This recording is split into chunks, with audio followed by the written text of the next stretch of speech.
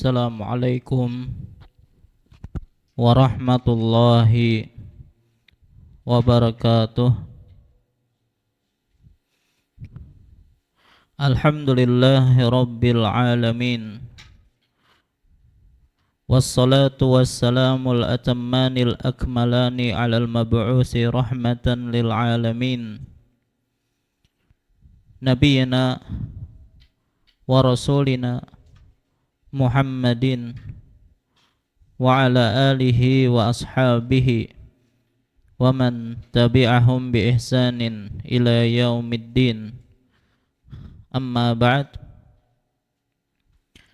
Fa ya ibadallah, kaum muslimin wal muslimat rahimani Allahu wa iyyakum.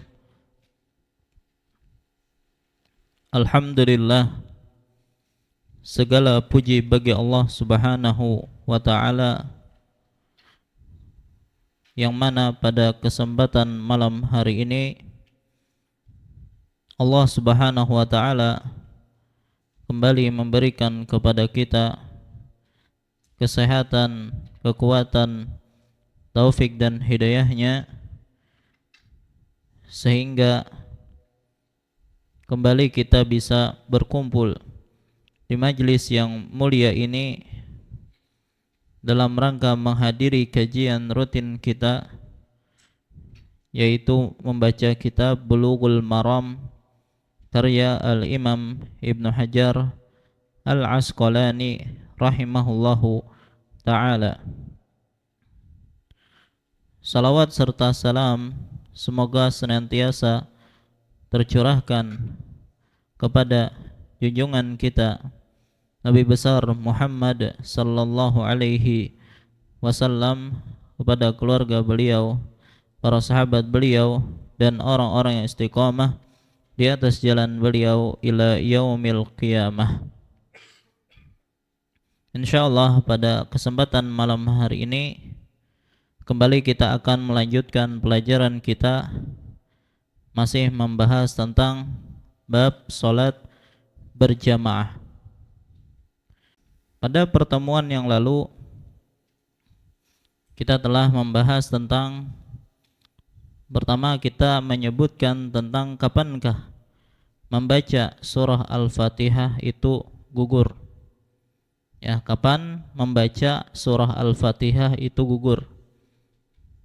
Maka kita sebutkan pertama adalah bagi mereka yang tidak mampu. Tidak mampu di sini bisa jadi karena dia belum hafal surah Al-Fatihah, disebabkan dia masuk Islam, ya, baru masuk Islam.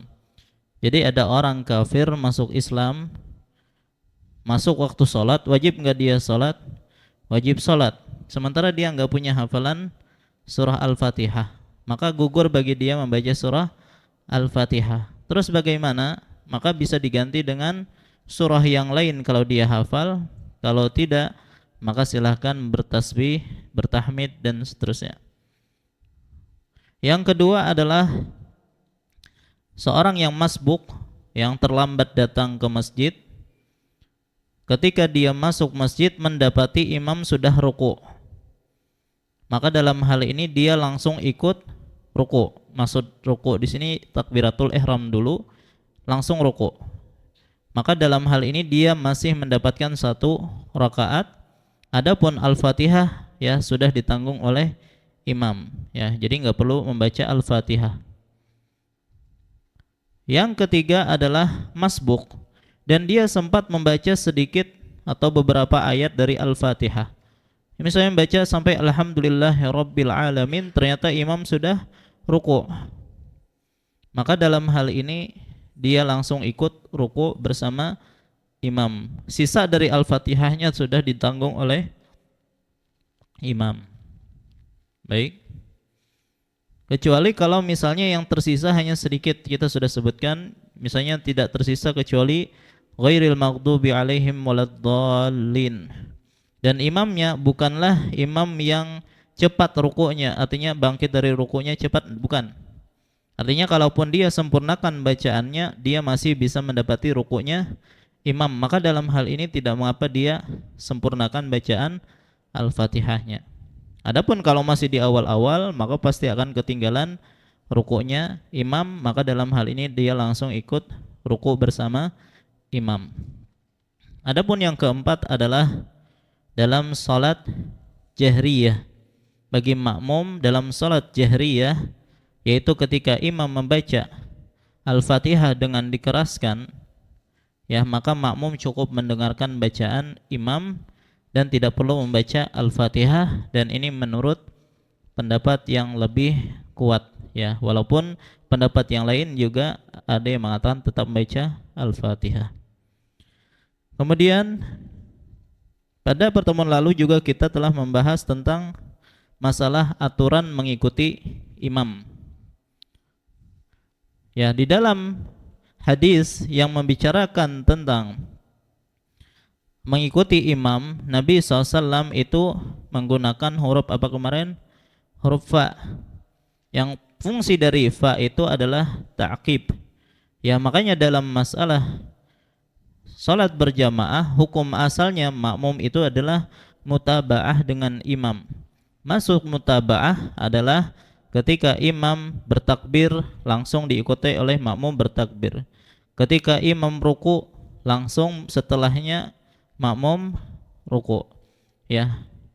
Maka huruf fa ini menunjukkan pertama harus mutaba'ah, tidak boleh lebih dulu daripada imam, tidak boleh terlambat sekali dari imam, ya, dan tidak boleh berbarengan dengan imam. Baik.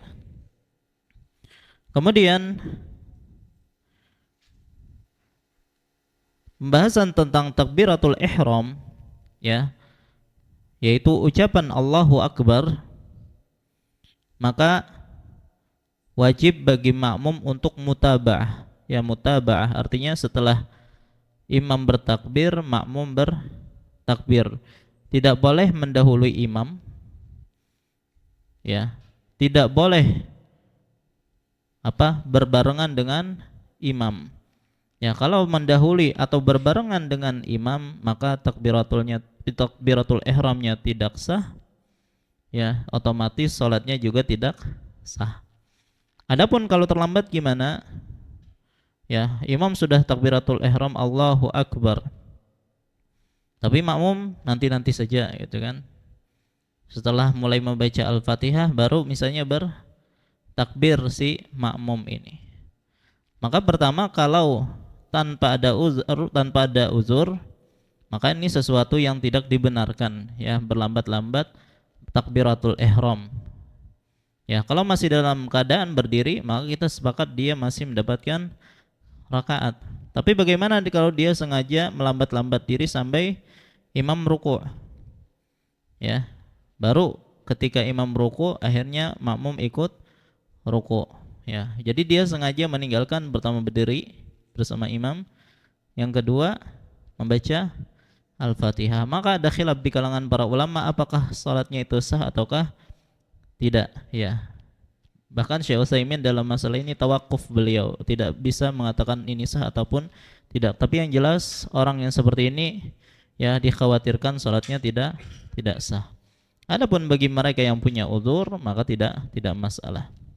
Ini berkaitan tentang takbiratul ihram. Adapun selain gerakan takbiratul ihram, ya, maka kita menyebutkan ada beberapa istilah. Ada istilah mutaba'ah. Yang kedua, ada istilah muwafaqah. Yang ketiga, musabaqah. Dan yang keempat, mukhalafah. Baik. Nah, gerakan selain takbiratul ihram, ruku, sujud dan seterusnya, pertama adalah harus mutaba'ah. Jadi semua yang berkaitan dengan af'al atau gerakan salat itu wajib mutaba'ah, atau yang paling afdol adalah mutaba'ah. Artinya tidaklah makmum memulai gerakan salat kecuali setelah imam selesai dari gerakan tersebut, ya. Kemudian kalau muwafaqah, apa hukum muwafaqah?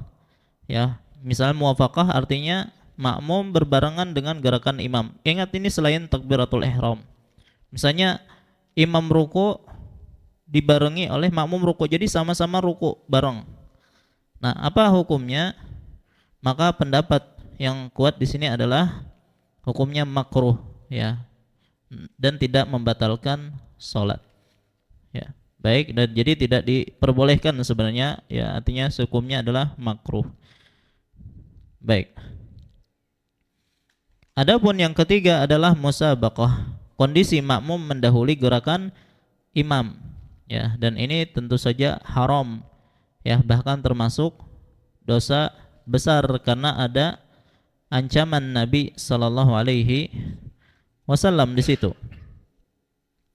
Nah, adapun bentuk mendahului imam kita sebutkan ada dua macam, ya. Pertama, mendahului imam menuju rukun, ya. Jadi imam masih berdiri, ya, ada makmum datang di belakangnya, ya. Sebelum imam ruku, makmum sudah ruku. Kemudian baru imam ruku. Jadi tetap imam mendapati rukunya makmum. Jadi imam yang mendapati rukunya makmum, bukan sebaliknya, ya. Harusnya makmum mendapati rukunya imam, ini enggak, imam mendapati rukunya makmum. Tapi sempat bareng ruku dengan makmum. Maka dalam hal ini, kalau ini dilakukan sengaja oleh makmum, dia tahu hukumnya ini tidak boleh, maka makmum berdosa dan sholatnya batal, tidak sah. Baik, karena ada larangan Nabi SAW di situ. Yang kedua, kalau dilakukan karena dia lupa atau karena jahil tentang hukumnya, ya, atau salah sangka dikira sudah ruku padahal belum ruku, maka dalam hal ini, ya, ia tetap sah salatnya, ya, tetap sah salatnya, ya, karena memang dia tidak tahu. Baik, dan tidak perlu kembali lagi. Nah, kecuali salam kalau dia salam terlebih dahulu daripada imam karena tidak tahu, maka kembali lagi ke posisi dia, ya, nanti imam salam dia baru salam. Tapi kalau ruku, terdahulu ruku misalnya, kadang ada tahu nih, dikira imam sudah ruku, makmum sudah ruku, baru imam. Ya, tahu nih makmum, oh ternyata tadi belum ruku. Maka dalam ini enggak perlu kembali lagi, sudah enggak masalah. Dia teruskan karena dia memang tidak tahu. Tapi kalau salam, ya, dikira sudah salam imam, kemudian baru tahu ternyata belum salam, maka dalam hal ini dia nanti salam lagi setelah salamnya imam. Ini kalau mendahului ke rukun, bukan mendahului satu rukun ataupun lebih. Kalau mendahului imam dengan rukun yang sempurna, ya, imam masih diri, makmum sudah ruku, ya, bahkan bangkit lagi, imam masih belum ruku, berarti dia mendahului ruku di sini, ya, dengan rukun yang sempurna. Maka kalau dilakukan dengan sengaja, batal salatnya.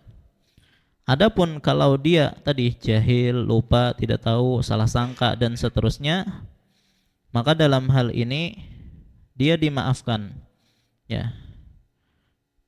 Baik, tidak ingat, artinya dalam hal ini ada dua kondisi. Kalau dia tahu bahwasanya imam belum ruku misalnya, dan dia masih tidak tahu sampai imam berada pada posisi dia, maka dimaafkan. Tidak perlu dia harus kembali lagi ruku dan seterusnya. Tapi kalau hilang uzurnya sebelum imam pada posisi makmum, ya, maka wajib makmum kembali ke posisi sebelumnya. Ya, jadi misalnya tadi imam masih berdiri, makmum sudah ruku, kemudian berdiri lagi, ya. Kalau dia tidak tahu, makmum enggak tahu kalau imam masih berdiri sampai akhirnya imam ruku dan kembali berdiri, maka makmum dimaafkan di sini. Ya, karena dia tidak tahu sampai imam menuju posisi dia. Kalau makmum mengetahui sebelum imam ruku, makmum sudah berdiri kan dahulu tadi kan, sudah bangkit dari ruku. Nah, ketika imam ruku, makmum tahu nih, tadi berarti aku mendahului imam, maka dalam kondisi seperti ini dia ruku. Ya, ikuti imam di sini, ya, lalu berdiri dan seterusnya bersama atau setelah imam. Baik. Kalau tidak kembali, maka dianggap batal rakaat tersebut dan dia nanti harus menambah setelah salamnya imam. Baik. Apakah dalam bacaan itu wajib mutaba'ah? Ya, kalau takbiratul ihram kan ucapan Allahu Akbar tadi wajib mutaba'ah. Kalau salam juga wajib mutaba'ah, tapi kalau muwafaqah hukumnya makruh. Adapun selain dua hal ini, maka ada rincian. Kalau takbiratul ihram, maka haram bagi makmum mendahului imam, ya. Tapi kalau dia lakukan, ya, maka tidak batal salatnya, tapi harus dia ulangi takbir intiqalnya. Bacaan Al-Fatihah, bagi mereka yang memandang wajibnya membaca Al-Fatihah pada salat jahriyah, maka boleh membaca sebelum imam, ya. Artinya kalau ada kesempatan membaca sebelum imam, maka diperbolehkan. Adapun bacaan amin, ya, yang sunnah adalah muwafaqah berbarengan dengan imam, ya. Imam baca amin maka langsung diikuti oleh makmum. Amin berbarengan dengan imam. Adapun kalau bacaan yang dilirihkan, maka tidak ada istilah mendahului atau mutaba'ah, ya, karena kita sekarang tidak mendengar bacaan imam. Adapun yang keempat adalah mukhalafah, yaitu terlambat daripada imam.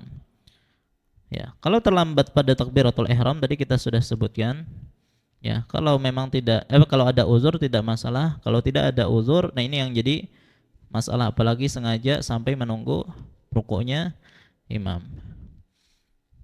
Adapun kalau selain dari takbiratul ihram, ya, pertama tidak ketinggalan rukun secara sempurna, ya.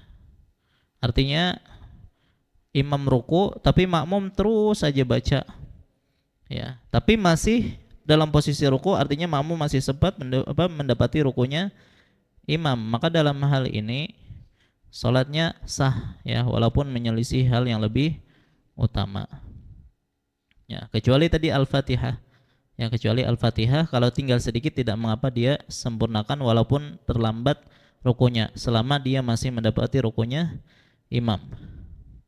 Adapun kalau sudah sampai ketinggalan satu rukun atau lebih, ya, kalau sengaja maka batal salatnya, ya, tidak lupa tahu hukumnya maka batal salatnya sampai ketinggalan berapa rukun misalnya. Adapun kalau tidak ada uzur seperti tidak mendengar suara imam, ya, dia masih berdiri sementara imam sudah ruku, sudah berdiri, bahkan sudah sujud, dia masih berdiri, ya, maka dalam hal ini kalau dia tahu sudah imam sujud misalnya, ya, maka langsung dia kejar imamnya, ya, sampai ke sujud. Jangan langsung sujud. Ya. Karena kalau sujud, ya, langsung sujud ikut imam, apa konsekuensinya? Dia meninggalkan banyak rukun di situ. Ya, sementara harus dikerjakan rukun itu. Ya, maka dalam hal ini dia kerjakan ketertinggalan, dia kejar imam tapi dengan cepat sampai mendapati posisi imam sekarang. Selama imam tidak kembali kepada posisi makmum sekarang.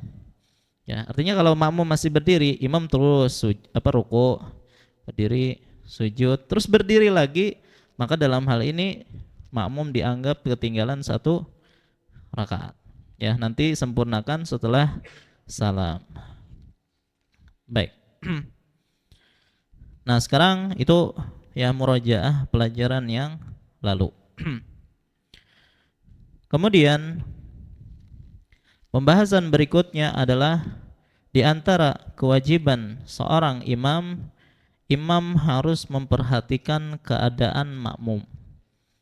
Imam harus memperhatikan keadaan makmum. Di antara sunnah, ya, bagi para imam adalah mereka memperhatikan keadaan makmum, ya, keadaan mereka dan juga keadaan hati makmum. Ya, jadi dijaga perasaan makmum itu ya maksudnya. Tapi dengan syarat tanpa melanggar atau mengurangi aturan yang dituntut dalam syariat. Ya, karena ingin menyenangkan makmum, ya, cepat misalnya sampai tidak lagi tumakninah, ya, tidak lagi membaca Al-Fatihah. Oh, ini enggak, bukan itu yang dimaksud, ya. Jadi perlu diperhatikan perasaan makmum, jangan sampai makmum itu benci dengan imam. Anda enggak makmum yang benci dengan imamnya? Kada suka, ya. Maka dalam hal ini ada ancaman dari Nabi SAW, ya, di antara orang-orang yang salatnya itu tidak terangkat, ya, maksudnya tidak diterima, yaitu rajulun amma qauman wahum lahu karihun, seorang laki-laki yang mengimami sebuah kaum, suatu kaum, dan mereka benci terhadap imam tersebut, ya. Disebabkan karena apa? Karena imam tidak memperhatikan kondisi makmum, ya. Tapi sekali lagi tentunya hal itu kalau memang ada sebab ketidaksukaan makmum, ya, seperti ada pelanggaran dari imam. Kalau imamnya menjalankan, ya, salat sesuai dengan syariat, tapi ternyata makmum benci, maka tidak masalah bagi imam, ya, tidak berkonsekuensi buruk bagi imam, ya. Tapi yang dimaksud di sini karena memang imamnya, ya, tidak memperhatikan syariat di sini, seperti sholatnya kurang sunnahnya misalnya, atau sangat panjang bacaannya, ya, sampai akhirnya makmum benci dengan dia. Nah, ini yang akan mendapatkan ancaman dari Nabi Sallallahu Alaihi Wasallam. Nah, jadi perlu diperhatikan keadaan mereka, dan ini berdasarkan hadis nomor 436. 436, wa an Abi Hurairah radhiyallahu anhu anna Nabiyya sallallahu alaihi wasallam qala, dari Abu Hurairah radhiyallahu anhu bahwasanya Nabi sallallahu alaihi wasallam bersabda, idza amma ahadukum an-nasa fal yukhaffif, apabila salah seorang di antara kalian mengimami manusia, maka ringankanlah. Fa inna fihi musghira wal kabira wad dha'ifa wa dzal hajah, karena di antara mereka ada yang masih kecil, ada yang sudah tua, ada yang lemah, dan ada yang punya keperluan. Fa idza shalla wahdahu falyusalli kaifa syaa, namun apabila ia salat sendirian, maka salatlah sesuai kehendaknya. Ya, ini masalahnya ketika dia mengimami orang lain, maka perlu diperhatikan kondisi makmum, ya. Dan ini keringanan di sini kan disuruh fal yukhaffif, maka ringankanlah. Dan para ulama menyebutkan keringanan di sini berbeda-beda sesuai tempat dan kondisi.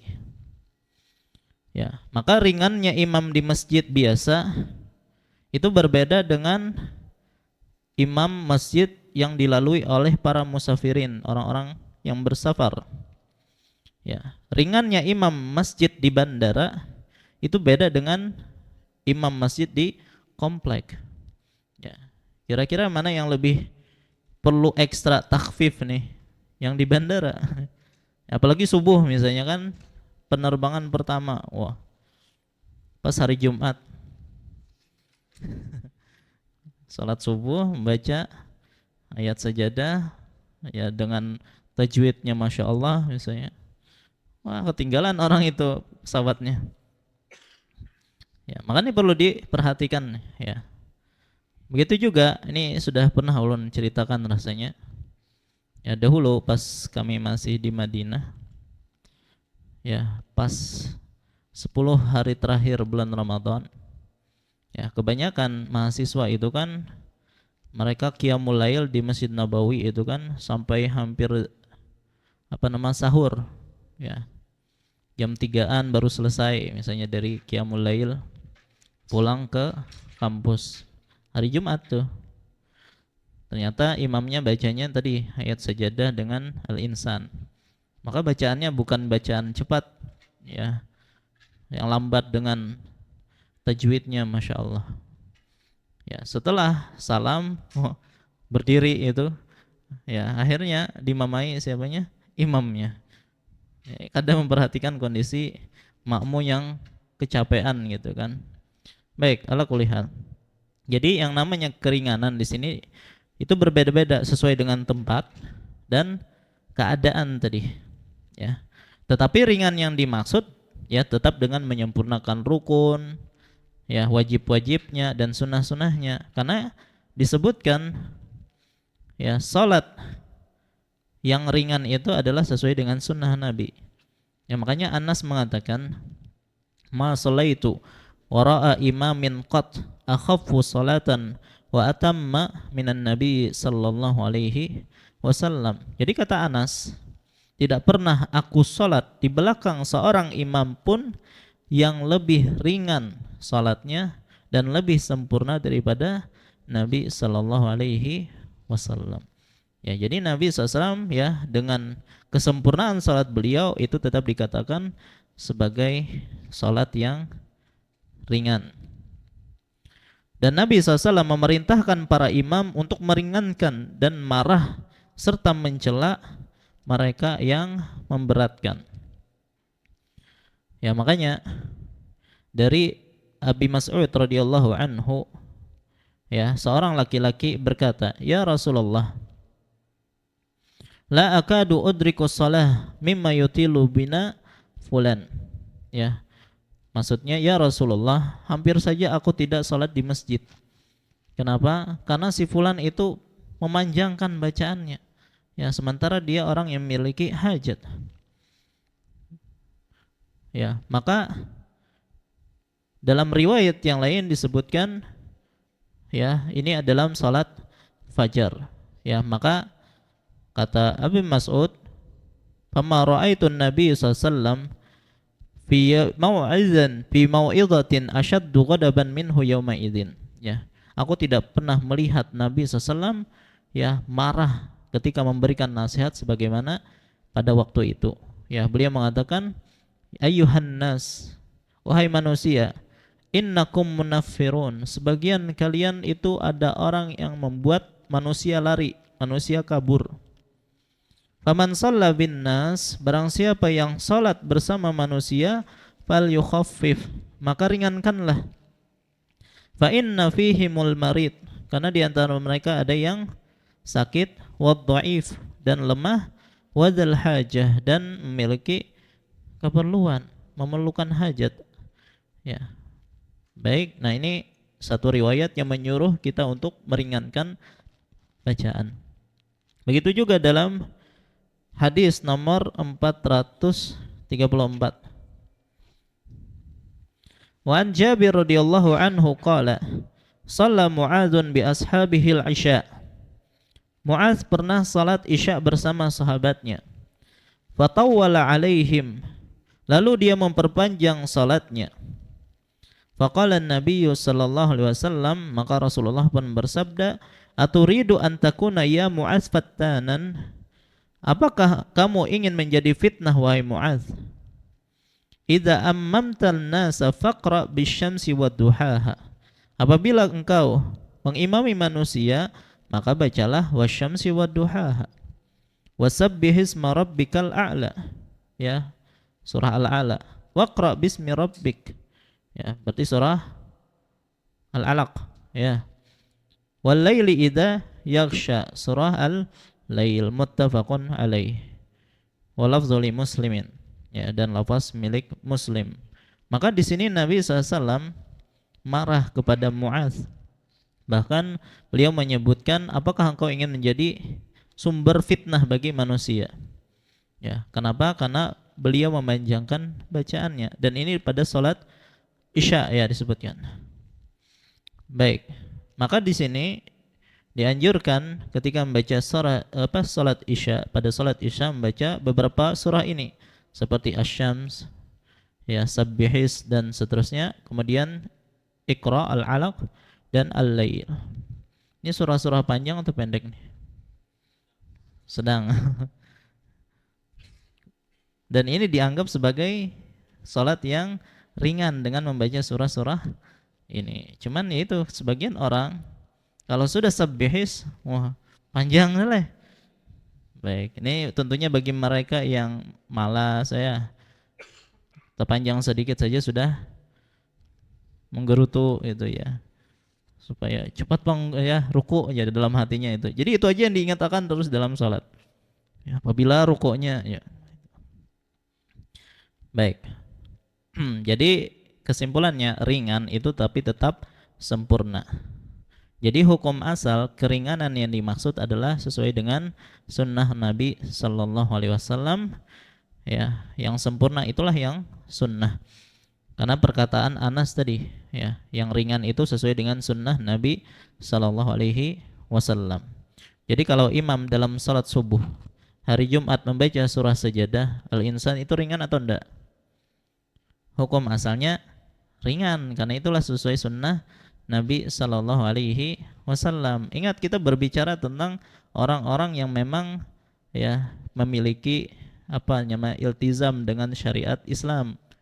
Ya, tapi bagi mereka yang malas ya sudah semuanya itu dianggap panjang ya, pengennya surah Al-Kautsar ya, surah Al-Ikhlas, ya itu baru takhfif katanya. Ini bagi mereka yang pemalas ya. Kita tidak menjadikan patokan bagi orang-orang seperti ini. Baik. Nah, hanya saja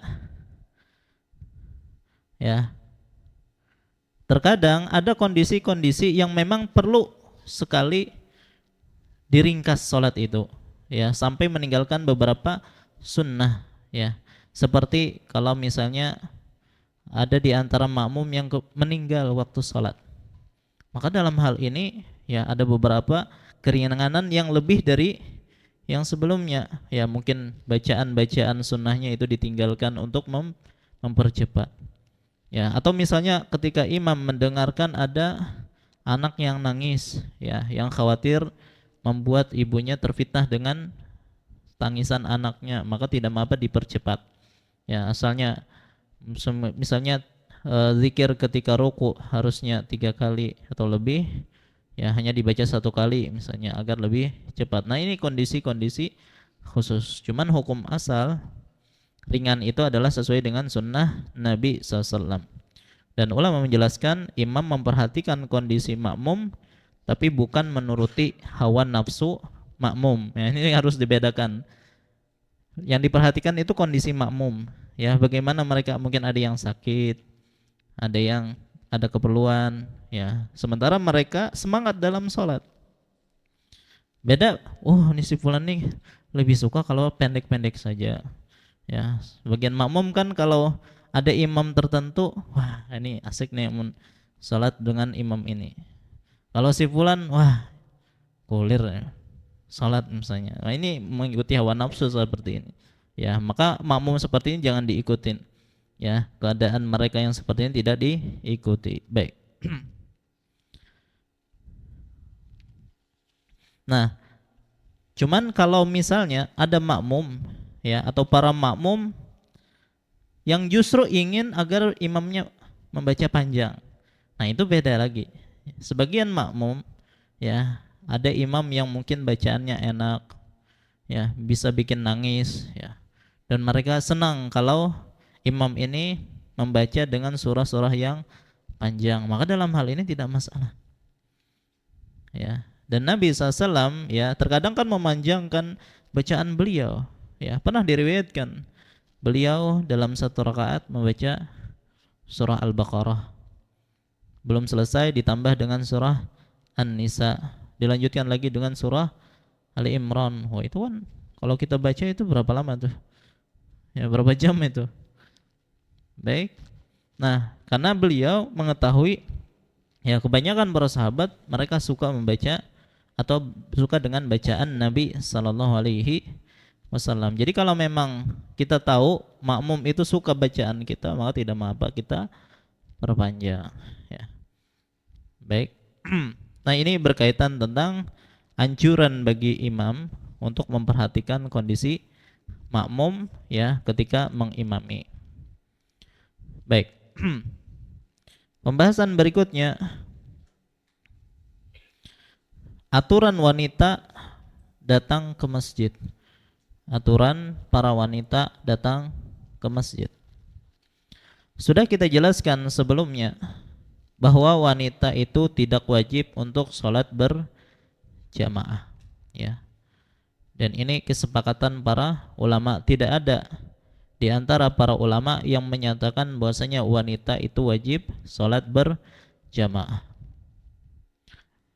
Tapi bolehkah ia pergi ke masjid untuk salat berjamaah? Jawabannya boleh. Ya. Baik wanita tersebut sudah menikah atau belum menikah, ya, mereka boleh mendatangi masjid untuk salat. Baik itu di siang hari maupun di malam hari. Ya, Nabi SAW mengatakan, "I'zanu lin nisa'i bil laili ilal masajid." Izinkanlah para wanita di malam hari untuk pergi ke masjid. Artinya di malam hari mereka diizinkan, ya, atau disuruh untuk diizinkan, apalagi di siang hari. Cuman kalau ditanya mana yang lebih afdol bagi mereka untuk salat, jawabannya di rumah, ya. Wa buyutuhunna khairun lahunna, dan rumah-rumah mereka itu lebih baik bagi mereka. Nah, ketika wanita ingin pergi ke masjid, ya, kemudian dia meminta izin kepada suaminya atau kepada orang tuanya, bolehkah walinya tersebut melarangnya? Jawabannya tidak boleh. Karena Nabi SAW melarang bagi para suami untuk melarang wanita pergi ke masjid. La tamna'u ima Allah masajid Allah. Janganlah kalian larang para wanita untuk mendatangi masjid Allah. Begitu juga dalam riwayat yang lain, idza sta'zanat ahadakum imra'atuhu ilal masjid fala yamna'ha. Apabila, ya, seorang wanita atau salah seorang di antara kaum wanita meminta kalian untuk mengizinkan mereka pergi ke masjid, maka jangan dilarang, ya. Nah, kemudian kalau ada yang melarang, apa hukumnya? Apa hukum suami melarang istrinya keluar untuk ke masjid? Tentunya tanpa alasan, hanya ingin melarangnya saja. Ada yang mengatakan hukumnya makruh, ada yang mengatakan haram. Haram dilarang, ya. Dan ini yang lebih kuat, ya, selama wanita tersebut memenuhi persyaratan untuk bisa ke masjid. Makanya Ibnu Umar ketika meriwayatkan atau menyebutkan hadis ini, maka ada anaknya yang bernama Bilal. Jadi Ibnu Umar itu punya anak bernama Bilal. Nah, jadi Ibnu Umar ini menyebutkan hadis tentang laki-laki tidak boleh melarang istrinya untuk pergi ke masjid, ya. Maka ketika Bilal mendengarkan hadis ini, apa kata Bilal? Wallahi lanamna'ahunna. Ya, demi Allah, ya, sungguh aku akan melarang mereka untuk pergi ke masjid. Maka Ibnu Umar sangat marah dan mencaci, ya, anaknya tersebut, ya, karena, ya, menyatakan demikian sementara telah jelas hadis tentang masalah tersebut. Nah, kalau hanya hukumnya makruh saja, tentunya Ibnu Umar tidak akan sampai seperti ini kepada anaknya. Nah, ini yang menunjukkan bahwasanya haram bagi laki-laki melarang istrinya pergi ke masjid, ya, kalau istrinya itu memenuhi persyaratan pergi ke masjid. Nah, yang menjadi pertanyaan, apa sih persyaratan wanita itu boleh mendatangi masjid? Syarat wanita boleh ke masjid, pertama, meminta izin kepada suami, ya, atau kepada wali. Karena kita sebutkan idzasta'zanat, ya, apabila seorang wanita meminta izin. Jadi syarat yang pertama, dia harus meminta izin atau setidaknya memberitahu bahwasanya dia ingin pergi ke masjid, ya. Jadi jangan seorang istri tiba-tiba pergi ke masjid tanpa memberitahu suaminya. Nah, ke masjid saja harus minta izin, apalagi selain ke masjid. Baik. Yang kedua, jelas menjaga aurat, ya, menjaga aurat, menutupi aurat. Aisyah radhiyallahu anha menyatakan, "Kunna nisa'al mu'minat yashhadna ma'a Rasulillah sallallahu alaihi wasallam al-fajr." Jadi kata Aisyah, kami, ya, kaum wanita, ya, yang mukminat ikut serta bersama Rasulullah SAW sholat fajar.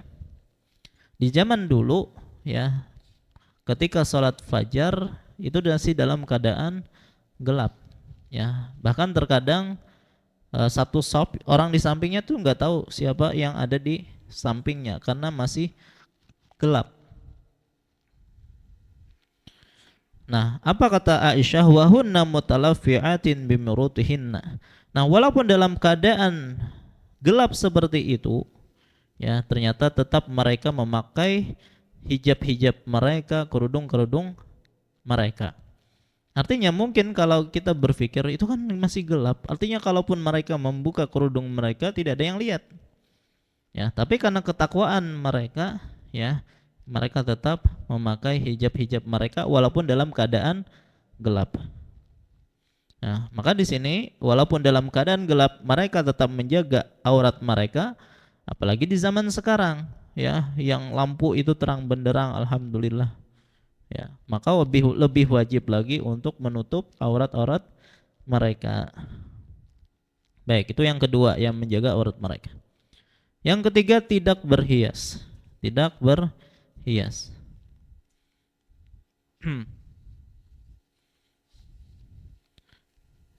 Yang keempat, tidak memakai minyak wangi. Ya, jadi kalau tadi tidak berhias, tidak tabarruj juga, ya, tidak berhias, tidak memakai minyak wangi. Kata Nabi SAW, "Idza syahidat ihdakunnal masjida fala tamusanna thiban." Apabila salah seorang di antara kalian, wahai para wanita, ingin ikut salat di masjid, maka jangan mengenakan atau memakai minyak wangi. Ya, karena dalam riwayat yang lain, ya, tidaklah seorang wanita tatayyabat, memakai minyak wangi, summa marrat ala qaumin, kemudian dia melewati sebuah kaum, liyajidu rihaha, agar mereka mendapati baunya, bau wanginya, fahiya zaniyah, maka dia dianggap sebagai zaniyah. Ya, zina di sini, ya, bukan zina hakiki, ya, tapi kan ini juga dianggap sebagai zina. Begitu juga walakin liyakhrujna wa hunna tafilat, ya, tapi keluarlah mereka dan mereka dalam keadaan tafilat. Tafilat di sini adalah tanpa memakai minyak wangi dan juga tanpa berhias, mempercantik diri. Baik. Syarat kelima, tidak ikhtilat, tidak campur baur dengan para lelaki. Makanya di zaman Nabi Sallallahu Alaihi Wasallam ada pintu khusus untuk para wanita. Ya, jadi beda pintu untuk masuk laki-laki dan wanita. Ya, begitu juga Nabi SAW menyuruh para lelaki selesai sholat untuk diam, jangan kemana-mana sampai apa? Para wanita keluar. Nah, jadi zaman dulu setelah sholat, para wanita itu mereka langsung keluar, tidak bertahan di masjid, ya, supaya ketika selesai sholat para wanita itu sudah pada keluar, nah baru para lelaki yang keluar supaya tidak terjadi ikhtilat. Makanya dalam riwayat kan disebutkan sebaik-baik shaf laki-laki itu adalah yang paling depan dan seburuk-buruk adalah yang paling belakang. Kalau wanita, sebaik-baik adalah yang paling belakang dan yang paling buruk adalah bagian depan, karena semakin dekat dengan para lelaki. Nah, karena di zaman itu juga tidak ada hijab apa namanya satir, ya, dinding ataupun tirai. Ya, kalau sudah ada tirai maka hukum asal kembali, yang paling depan itu yang lebih utama. Baik. Yang keenam, ya menjauhi jalan para lelaki. Jadi ketika datang ke masjid jangan sengaja mendatangi atau lewat di kumpulan para lelaki.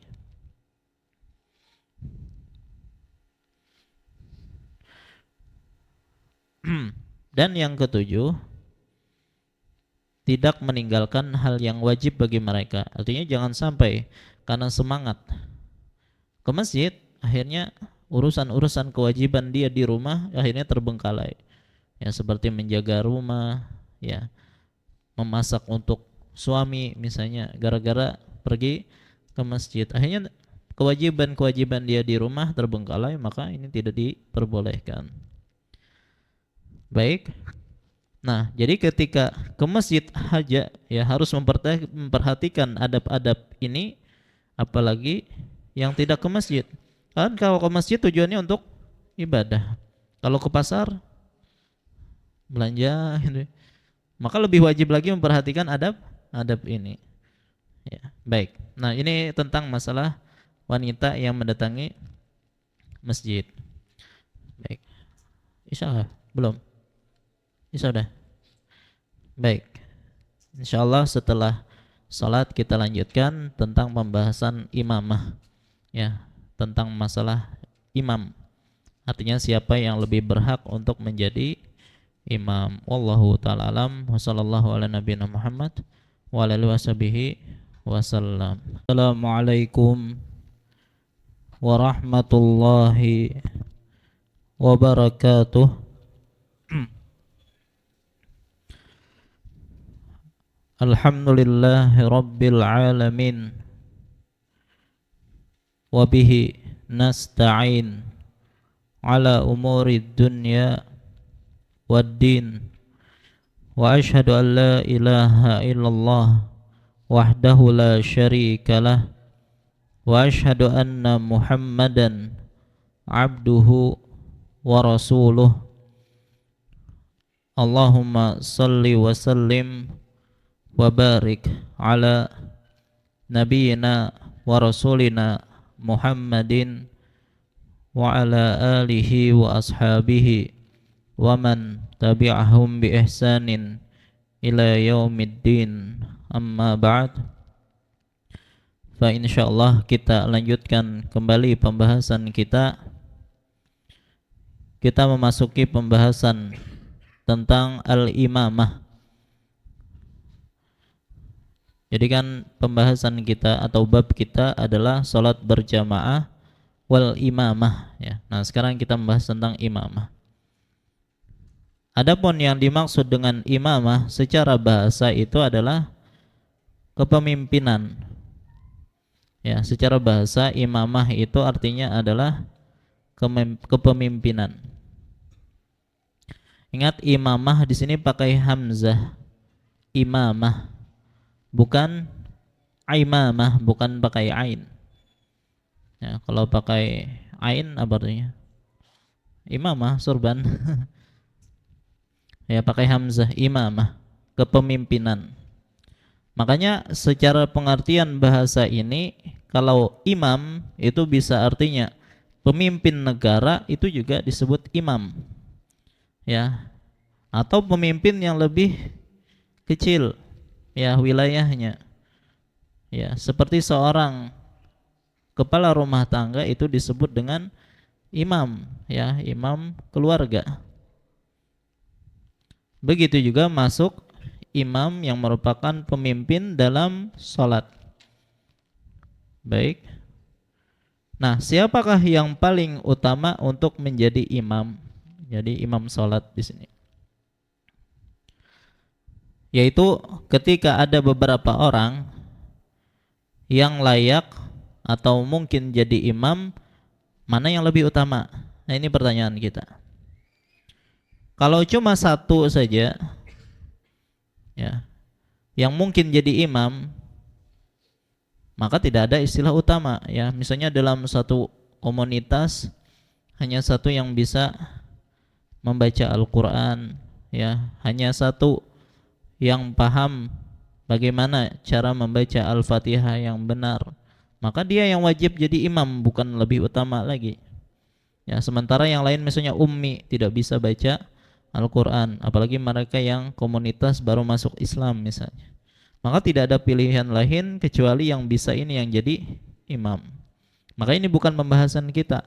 Pembahasan kita adalah ketika terkumpul beberapa orang yang semuanya itu layak untuk menjadi imam, ya.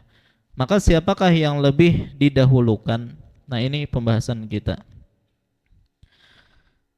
Maka untuk urutan ya yang lebih utama menjadi imam, para ulama sepakat apabila ada orang yang banyak hafalannya, ya, bagus bacaannya, ya banyak hafalannya, terus bagus bacaannya, secara tajwidnya bagus, suaranya juga bagus dan seterusnya.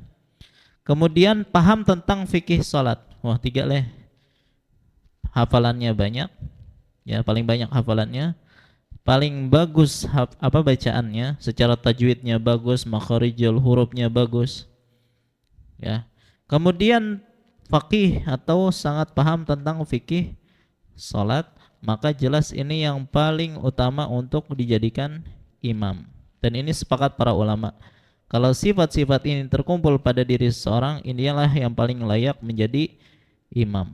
Ya, paling banyak hafalan, paling bagus bacaan, dan paling faqih terhadap fikih salat. Nah, sekarang kalau tidak terkumpul tiga sifat ini pada diri seorang, maka bagaimana? Siapa yang lebih utama untuk menjadi imam? Maka urutan yang kedua adalah yang paling banyak hafalannya. Yang paling banyak hafalannya dengan syarat dia tidak lahan, ya, tidak salah dalam bacaan baik harokat huruf-hurufnya maupun segi makharijul hurufnya. Jadi secara pengucapan dia benar dan dia paling banyak hafalannya. Adapun orang yang lahan, ya, yang salah-salah bacaannya walaupun dia banyak hafalannya, maka tidak dijadikan imam. Jadi maksudnya begini.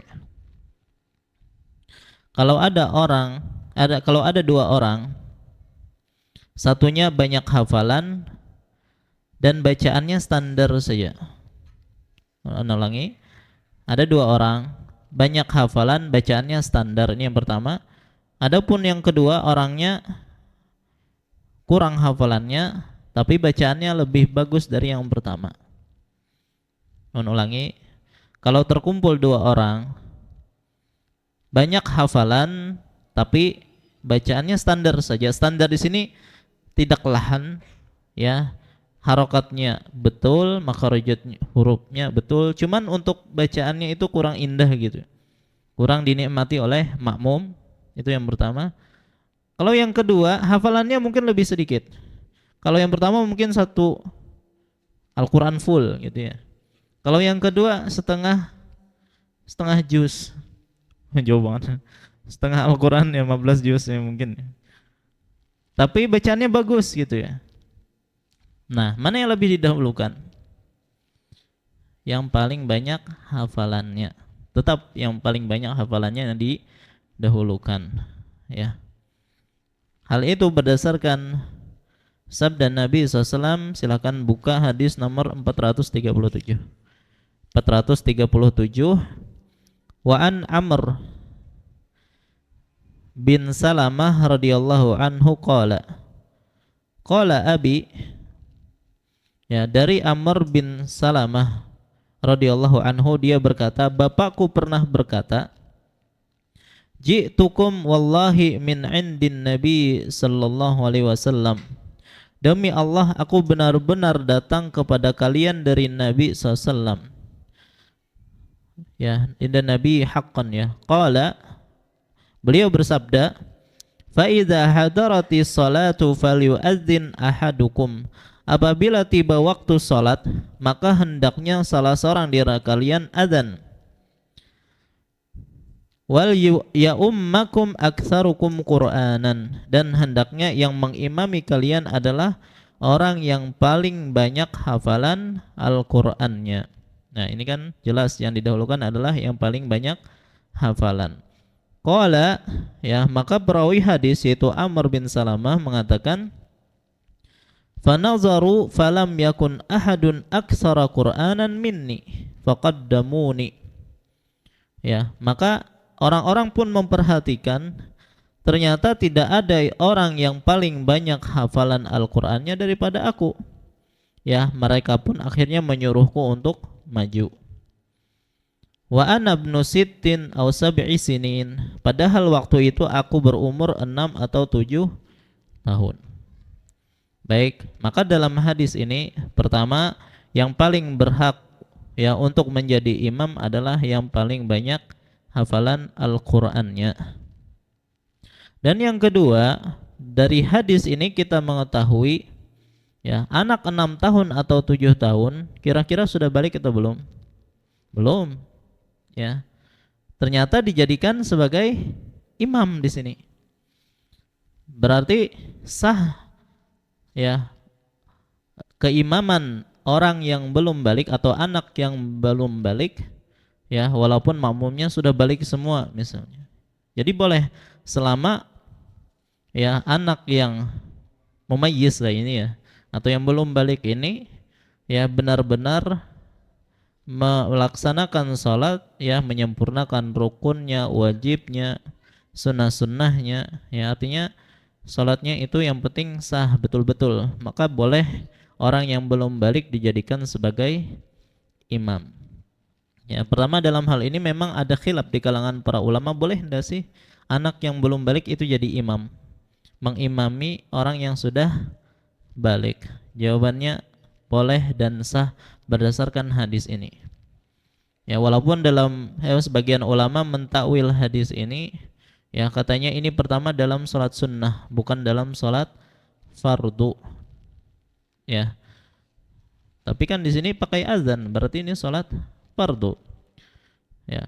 Begitu juga kata mereka, sholatnya orang yang belum balik itu terhitung sebagai nafilah, ya, sebagai sholat sunnah, karena memang dari awal mereka tidak wajib. Maka kita katakan ya, hukum asal apa yang berlaku pada hukum pada sholat sunnah juga berlaku pada sholat wajib, tidak ada bedanya dan tidak ada dalil yang membedakan akan hal tersebut. Baik. Nah, jadi dari hadis ini kita mengetahui yang paling utama tetap yang memiliki hafalan yang paling banyak. Baik. Kemudian apabila ada dua orang, yang pertama banyak hafalan cuman terdapat lahan ya, kesalahan-kesalahan fatal dalam bacaannya, seperti beda harakatnya misalnya, mengganti harakat, atau tidak sempurna dalam pengucapan makharijul huruf. Ha dibaca dengan ha. Ya, kemudian sin dibaca sod ya misalnya, dan seperti itu mengganti huruf. Kalau yang kedua kurang hafalannya tapi bacaannya lebih baik dari yang pertama ya. Kan banyak orang yang hafal Al-Quran Masya Allah, cuman salah-salah ya, apalagi menghafal seorangan tanpa ada guru yang tempat setoran dia misalnya. Maka dalam hal ini para ulama menjelaskan yang kurang hafalannya tapi bagus bacaannya yang lebih didahulukan ya. Kalau yang kasus pertama kan banyak hafalan tapi bagus saja bacaannya, artinya standar saja bacaannya. Kalau ini salah-salah maka tidak pantas untuk dijadikan imam. Baik. Kemudian ya, berarti itu kondisi yang kedua atau urutan yang kedua, yang paling banyak hafalan. Yang ketiga adalah yang lebih faham tentang fikih salat. Yang lebih paham tentang fikih salat. Artinya kalau dalam masalah hafalan itu sama, ada beberapa orang hafalannya sama-sama hafal Quran semuanya, dan bacaannya juga bagus semuanya, maka dalam hal ini ya didahulukan yang lebih paham tentang fikih salat ya. Jadi ada yang hafal 30 juz, ya 2 orang hafal 30 juz. Bacaannya juga bagus dua-duanya. Cuman satunya itu paham detail tentang fikih sholat. Kalau satunya minim tentang fikih sholat, maka yang lebih diutamakan adalah yang paham tentang fikih sholat. Ya. Dan ini berlaku di zaman kita ini ya. Banyak orang penghafal Al-Quran tapi tidak faqih. Kalau di zaman sahabat enggak. Ya, sebagaimana perkataan Abdullah bin Mas'ud radhiyallahu anhu, ya, tidaklah kami menghafal 10 ayat ya kecuali kami mempelajari fikihnya dan juga mengamalkannya. Itu para sahabat dulu kalau menghafal Al-Quran. Tapi di zaman sekarang banyak orang yang hafal 30 juz ya, cuman tidak paham kandungan apa yang dia hafalkan tersebut ya. Maka dalam hal ini urutan yang ketiga adalah yang paling paham tentang fikih salat. Baik. Yang keempat, kalau secara fikih sama, artinya hafalannya sama, bacaannya sama, fikihnya sama, maka yang lebih paham tentang fikih secara umum, bukan hanya fikih salat. Ya. Artinya ada seorang yang lebih paham tentang selain fikih salat, dia juga memahami fikih-fikih yang lainnya. Maka ini lebih diutamakan, ya, lebih diutamakan. Baik, ada permasalahan begini. Ada 2 orang terkumpul, satunya qori atau banyak hafalan dan bagus bacaannya, tapi tidak faqih, ya, tidak detail, tidak paham secara detail tentang fikih salat. Kalau yang kedua, hafalannya sedikit, tapi dia faqih, paham detail tentang masalah salat. Ya. Ulangi, jadi terkumpul 2 orang, banyak hafalan tapi enggak faqih. Yang kedua faqih tapi tidak banyak hafalannya. Ya, tidak faqih di sini maksudnya tidak tahu detail tentang hukum-hukum salat. Ya, misalnya kalau ditanya rukun-rukun salat itu apa saja, dia tidak tahu. Ya, wajib-wajib salat tidak tahu. Ya, tapi dia banyak hafalan Al-Qur'annya. Kalau yang kedua, hafalannya sedikit tapi tidak tahu detail tentang hukum-hukum dalam salat. Tapi kalau dia salat, sah salatnya. Ya, dia salat sah salatnya.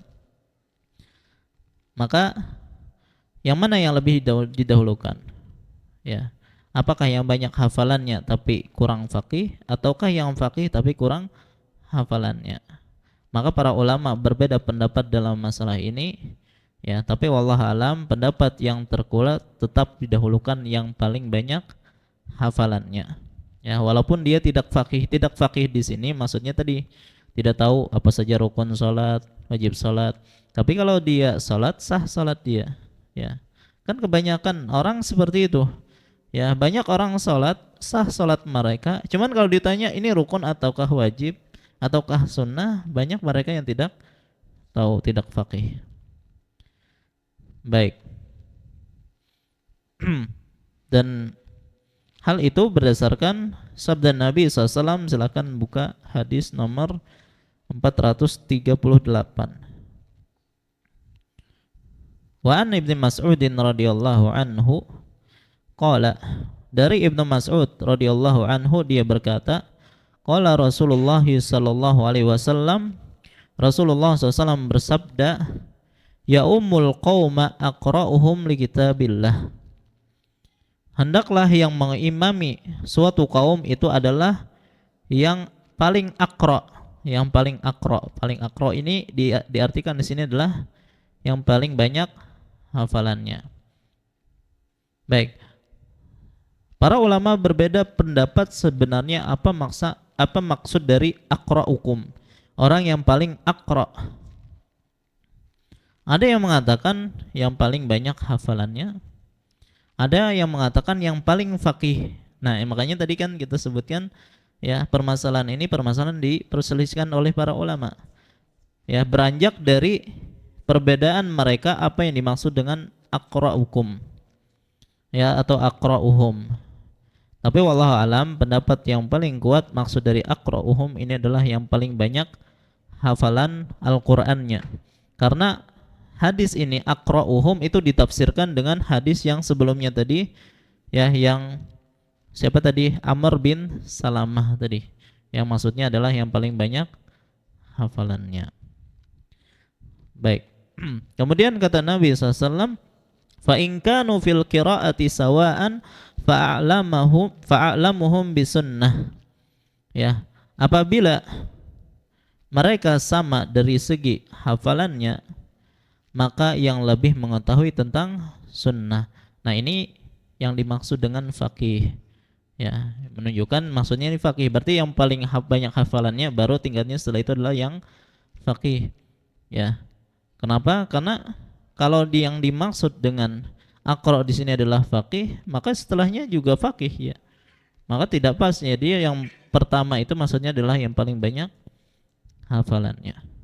Baik. Fa in kanu fi sunnati sawaan fa aqdamuhum hijratan, ya. Maka yang paling pertama atau paling dahulu hijrah, ya, dan otomatis orang yang dahulu hijrah itulah yang lebih faqih daripada yang sebelum atau yang terlambat hijrah.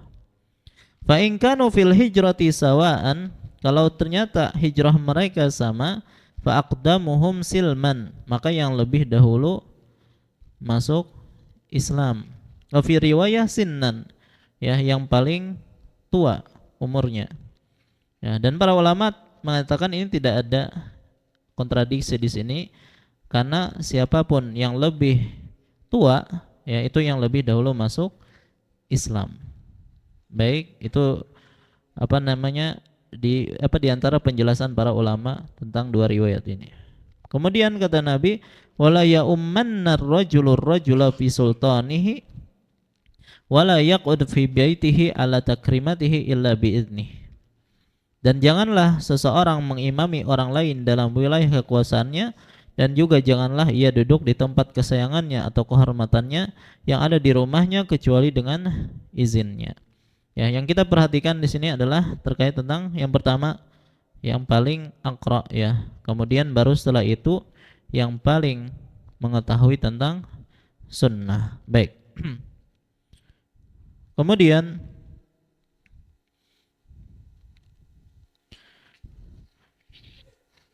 kalau kita katakan bahwasanya yang faqih itu yang lebih atau yang lebih banyak hafalannya itu didahulukan daripada yang lebih faqih, kenapa Rasulullah sallallahu alaihi wasallam mendahulukan Abu Bakar untuk menggantikan beliau menjadi imam?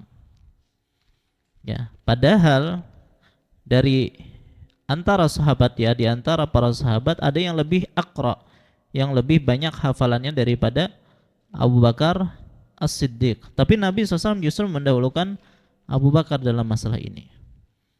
Ya, di antara dalil bahwasanya ada sahabat yang lebih aqra daripada Abu Bakar, sabda Nabi SAW, arhamu ummati bi ummati Abu Bakar. Ya, orang yang paling penyayang di antara umatku itu adalah Abu Bakar. Wa asyadduhum fi amrillah, ya, dan orang yang paling tegas dalam perintah Allah itu adalah Umar. Wa asdaqahum hayaan, dan orang yang paling pemalu itu adalah Utsman.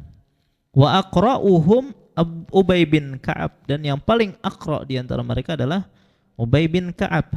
Wa afraduhum Zaid bin Thabit, dan orang yang paling paham tentang masalah faraid, ya, faraid berbeda pendapat apakah maksudnya hitung warisan, ya. Dia mengatakan demikian, yaitu adalah Zaid bin Thabit. Wa a'lamuhum bil halali wal haram, dan yang paling mengetahui tentang halal dan haram adalah Mu'adz. Ya, ini Nabi SAW menyebutkan sebagian kelebihan para sahabatnya. Nah, kelebihan Abu Bakar di sini, beliau adalah orang yang paling rahmat, yang paling sayang terhadap umat manusia, ya, umat Islam. Tapi yang dijandakan sebagai aqra di sini adalah Ubay bin Ka'ab. Nah, yang menjadi pertanyaan, kenapa Nabi SAW, Ya, ketika beliau sakit, beliau justru menyuruh Abu Bakar yang menggantikan beliau sebagai imam. Maka para ulama menjelaskan, ya, karena ini ada maslahat yang lain yang diinginkan oleh Nabi Sallallahu Alaihi Wasallam, yaitu al-khilafah. Ya, yang ini merupakan isyarat dari Nabi SAW bahwasanya yang akan menjadi khalifah sepeninggal beliau adalah Abu Bakar. Itu maksud beliau, kenapa beliau justru menyuruh Abu Bakar yang menjadi imam. Baik. Nah, jadi berapa sudah? Keempat ya. Urutan yang kelima adalah yang lebih tua. Jadi ketika dua orang sama dari segi hafalannya, bacaannya, fikihnya, maka yang didahulukan yang lebih tua. Nah, kenapa yang lebih tua didahulukan? Karena memang orang tua itu kan memiliki hak yang lebih besar, ya, diantaranya adalah lebih berhak mendapatkan penghormatan dari orang yang lebih muda. Ya, bahkan dalam berbicara, kalau berbicara dalam suatu forum, maka di antara adab adalah mendahulukan yang lebih tua. Ya. Jadi kata Nabi SAW, ya, ketika ada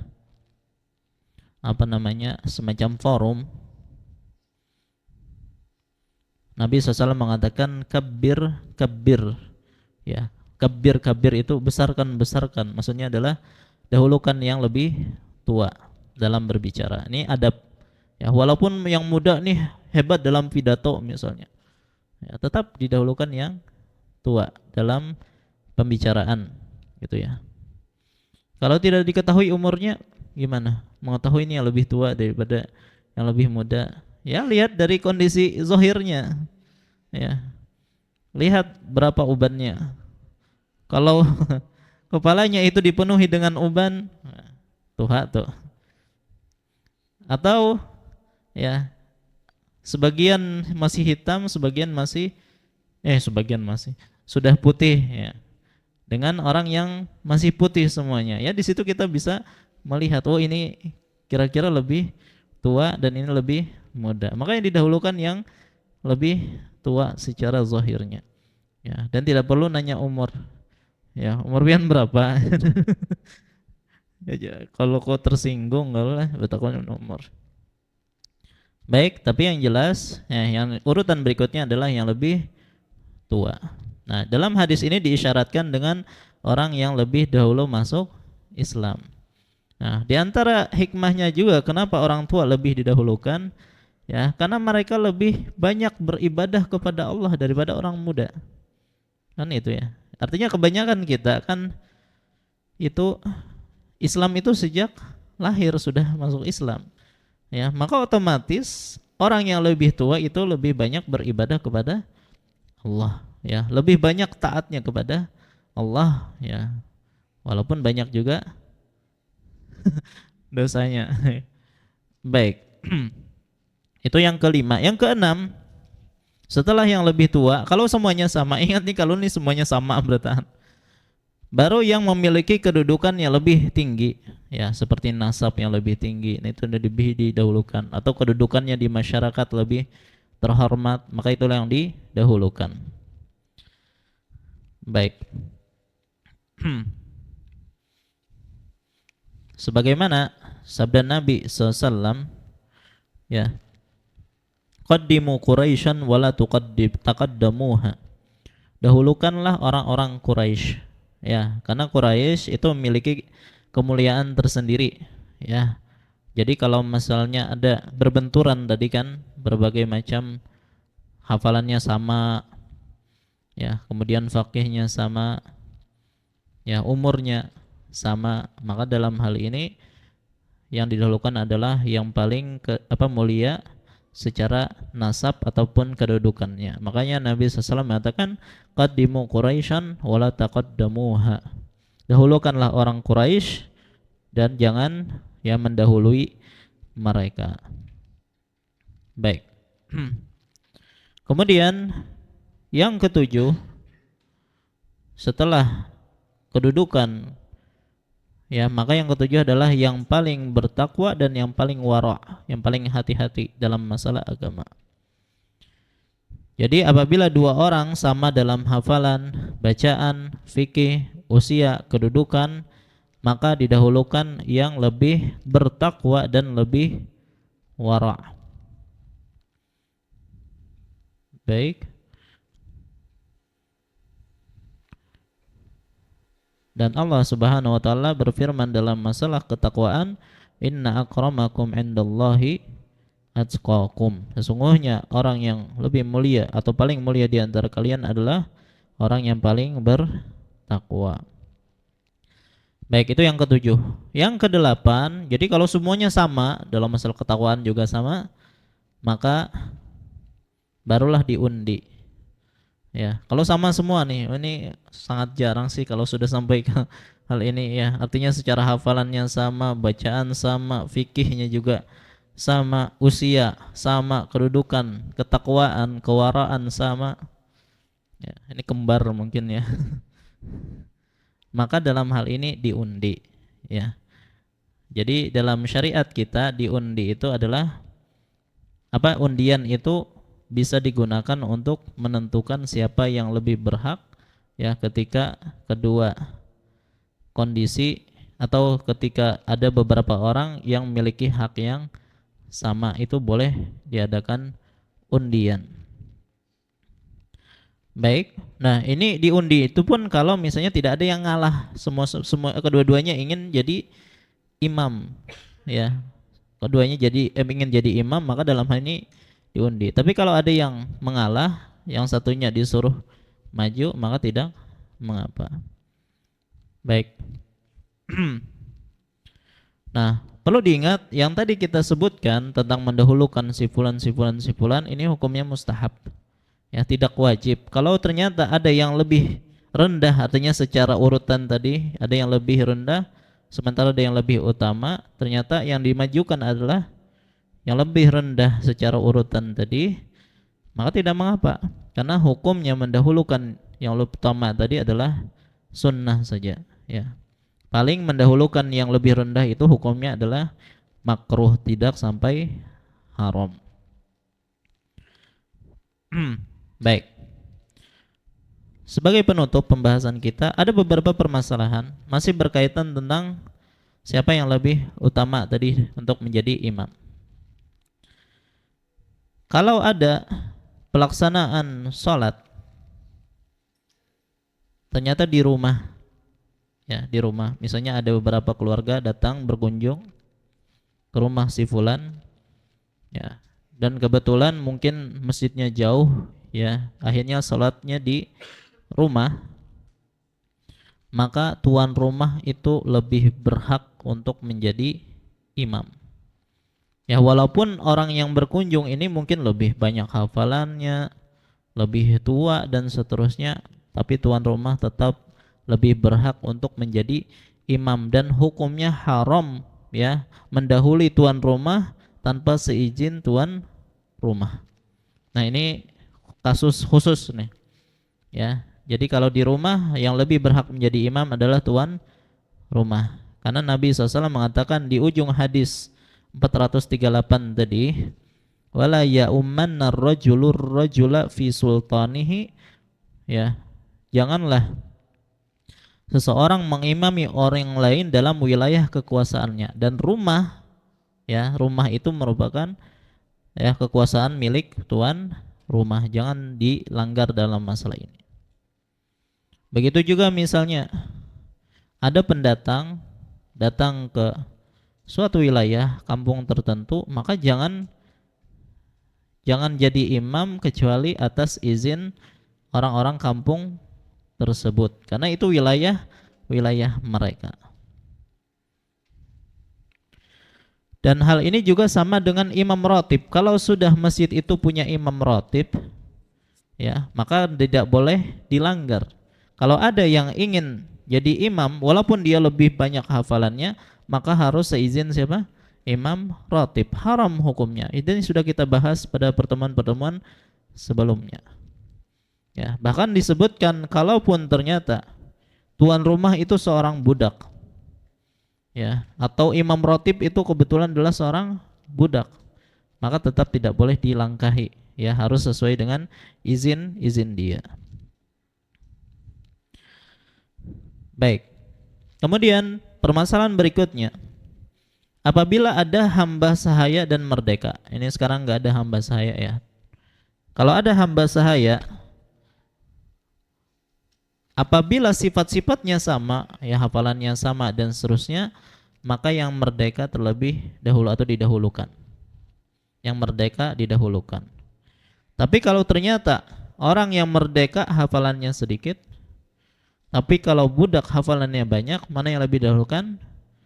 Ya, budak atau hamba sahaya yang lebih didahulukan karena dia memiliki banyak hafalan. Baik, berkaitan dengan orang mukim dan musafir. Ya, mukim dan musafir. Ketika musafir singgah di suatu masjid yang di situ ada jamaah yang mukim dan tidak ada imam ratib. Kalau ada imam ratib jelas tidak boleh. Apabila dari segi sifat sama, hafalannya sama, ya, mana yang lebih utama untuk jadi imam? Jawabannya yang mukim. Apalagi dalam sholat yang 4 rakaat. Ya, karena orang musafir itu lebih utama bagi mereka kalau sholat rubaiyah yang 4 rakaat untuk di qasar.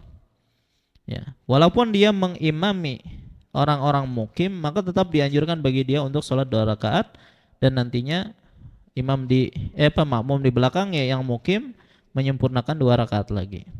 Nah, cuman kalau yang musafir ini kemudian ada mukim dan sifat-sifatnya itu sama, secara hafalan sama dan seterusnya, maka tetap orang mukim lebih dahulukan. Ya, karena kalau yang didahulukan adalah musafir, jadi ya yang jamaahnya cuma 2 rakaat, adapun sisanya nanti sholat sendiri. Ya, tapi kalau yang menjadi imam adalah orang mukim 4 rakaat, maka yang musafir juga wajib untuk sholat 4 rakaat. Baik.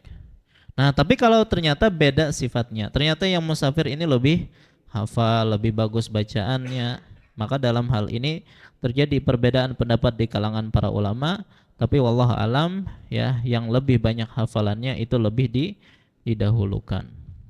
Baik.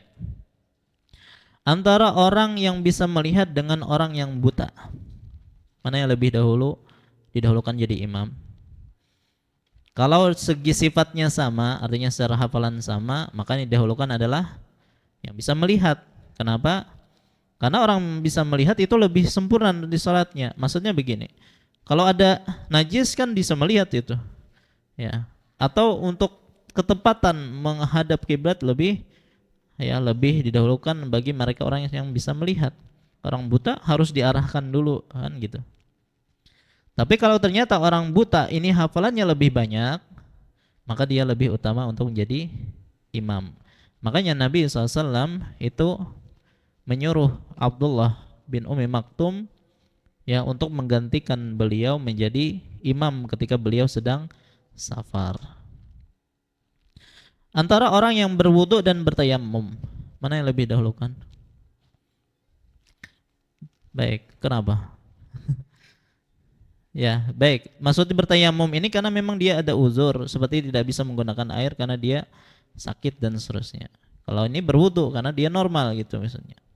Maka para ulama menyatakan tidak ada perbedaan, ya, baik ini bertayamum ataupun berwudu karena kedua-duanya sama-sama mengangkat hadas. Ya, maka kembali kepada sifat mereka saja, ya.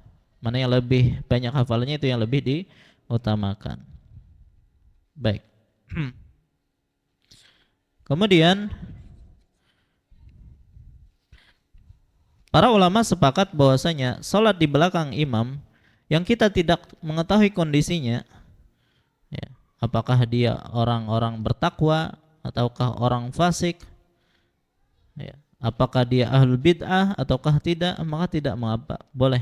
Karena kita memang tidak tahu kondisi imam tersebut. Hanya saja kalau di zaman fitnah, ya, maka dianjurkan tidaklah salah seorang sholat kecuali di belakang orang yang diketahui kondisinya. Baik. Nah, kemudian apa hukum keimaman seorang yang disebut dengan ahlul bid'ah? Ya, jadi ada ahlul bid'ah jadi imam. Apa hukumnya? Ahlul bid'ah itu apa?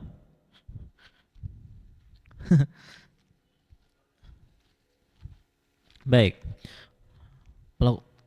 Pelaku bid'ah. Enggak. Bid'ah itu ya ahli bid'ah ya yang memang memiliki keyakinan pertama, ya keyakinan kebid'ahan seperti ya para Jahmiyah, ya Mu'tazilah, ya yang mereka menyimpang dalam keyakinan. Ya, atau mereka yang melakukan kebid'ahan bahkan menyuruhkan apa namanya bid'ah tersebut. Ya. Adapun manusia secara umum yang mungkin terjerumus dalam beberapa perbuatan bid'ah, maka tidak bisa kita itlaqkan sebagai ahli bid'ah. Maka para ulama menjelaskan bid'ah itu ada dua.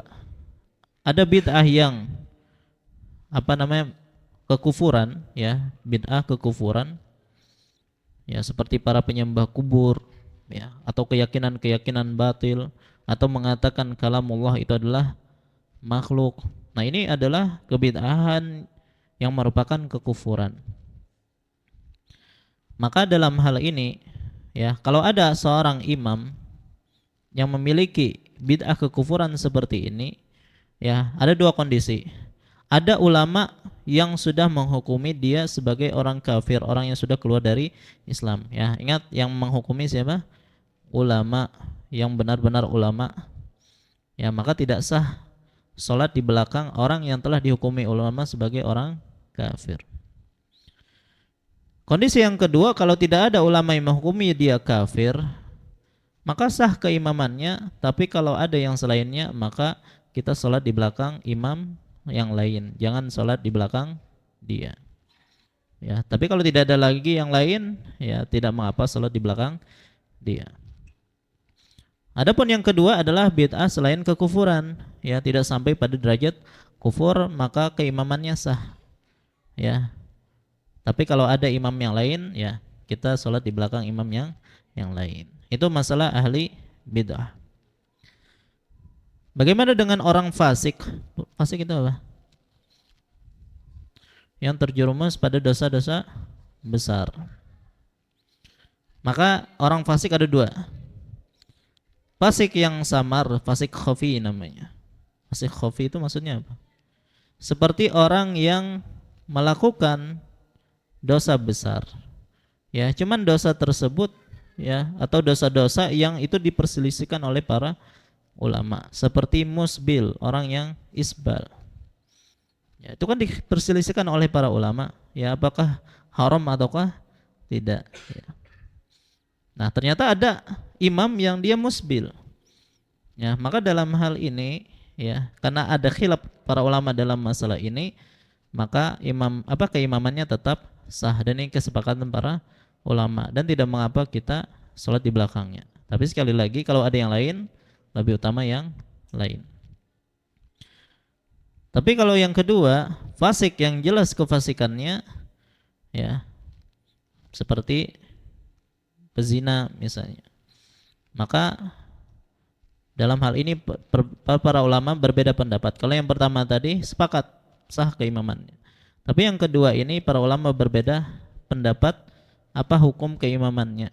Ya, maka pendapat yang kuat itu tetap sah keimamannya. Ya, tapi kalau ada imam yang lain, maka lebih baik kita berimaman di belakang imam yang lain. Baik. Nah, inilah ya pembahasan berkaitan tentang siapa yang lebih utama untuk menjadi imam. Masih ada pembahasan tentang masalah ini, ya seperti keimaman seorang wanita untuk laki-laki dan yang selainnya, insyaallah kita jelaskan pada pertemuan yang akan datang. Wallahu ta'ala alam. Ini pembahasan kita malam hari ini. Kalau ada yang ditanyakan, ulun persilahkan. Baik, kalau tidak ada, kita cukupkan sampai di sini. Wallahu ta'ala alam. Ini yang bisa ulun sampaikan. Salah khilaf mohon maaf. Wassallallahu ala nabiyina Muhammad wa alihi wasallam. Subhanakallahumma bihamdika asyhadu an la ilaha illa anta astaghfiruka wa atubu ilaik. Assalamualaikum warahmatullahi wabarakatuh.